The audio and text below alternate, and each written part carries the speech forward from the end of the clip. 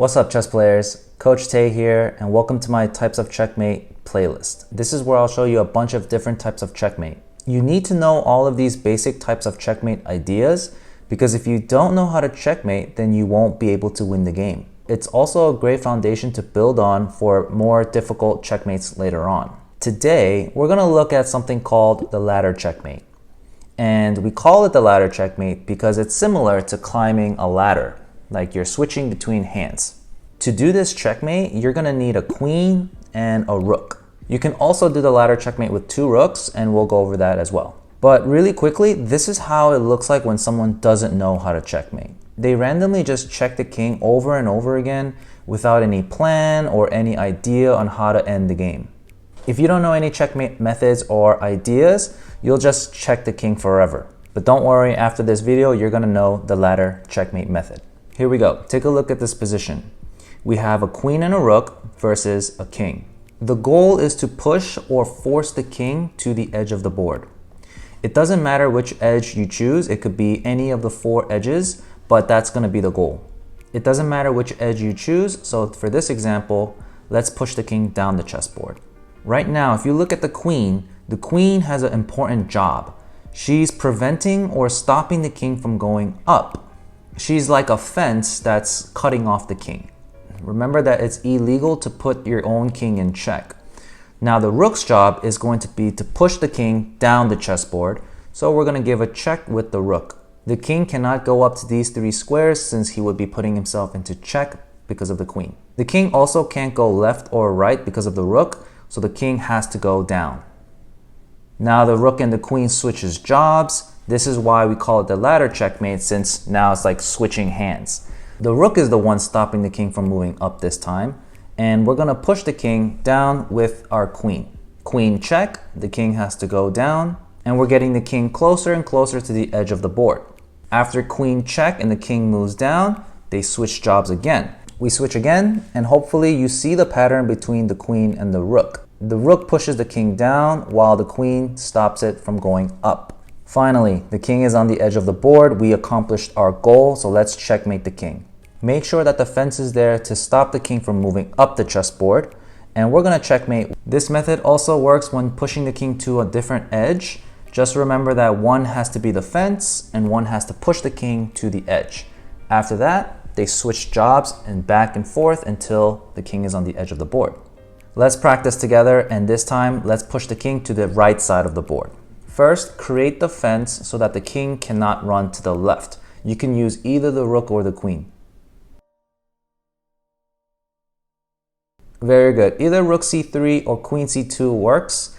Let's stick with rook c3, and then the king goes to d5. Now, how do we push the king towards the right using the other piece? Very good. We're going to check with our queen, queen to d2. The rook is our fence, so the king has to move to the right side. Now the two pieces switch jobs, so who is the fence this time? And how do we continue pushing the king towards the right edge? This time the queen is the fence, and we're going to push the king with our rook, rook to e3 check. At this point, we found our pattern, and we continue switching back and forth like climbing a ladder until the king is on the edge of the board. Then we deliver checkmate and win the game. So hopefully that wasn't too bad, and we understood the pattern and how to switch jobs back and forth. One will be the fence, and the other one is going to push the king towards the edge. I did say we can do this checkmate also with two rooks. I'm going to actually just do a drill with a computer and show you how to do it. So let's try this checkmate with two rooks against a computer, and I will explain how to do it. Here we go. So the first thing we need to do is create the fence. Okay, and let's just say we're going to push the king up. So I want to stop the king from moving down. Let's use this rook on g1 and put the rook to g4. Now the rook is stopping the king from going down. Black's king goes to e6. Let's create another fence to stop the king from moving down. I'm going to go rook to b5. Okay, I don't want to go rook to g6. because the black king is one square away and we're going to get our rook captured if we go rook to g6.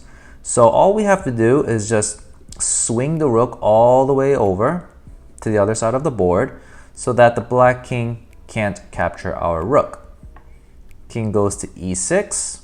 We continue with our plan of pushing the king up. We're gonna go rook a6 check.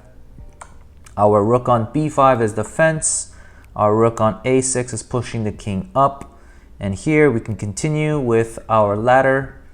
Rook to b7 check. Now the king is on the edge of the board. So you might think, oh, let's go rook a8 checkmate, but that is not checkmate. Because the black king is one square away from our rook on b7, we have to be careful.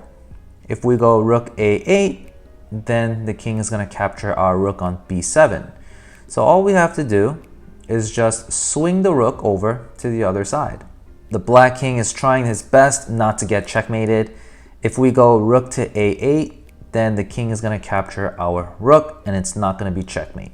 All we got to do is just swing the rook over so that the black king cannot capture. Now we have our fence stopping the king from going out, and we can checkmate. And that's how you do a ladder checkmate with two rooks. A little bit different than a queen and a rook because the king actually can't go next to the queen because they would be putting themselves into check. But again, just be careful with the two rooks. So that's it, guys. I hope you learned how to do the ladder checkmate. I would just practice this checkmate with a friend or even by yourself. Remember that the goal is to push the king to the edge of the board. One piece will be the fence and the other piece will push the king towards the edge. If you enjoyed this video and learned something, please subscribe and comment what you would like to learn next. I want to make these videos as clear as possible for you guys so that we can all learn and get better at chess. Make sure you watch the other checkmate videos that I'm going to put out. It's going to be a great foundation for you as a chess player and improving your game. As always, stay safe out there, everyone, and I'll see you guys in the next video.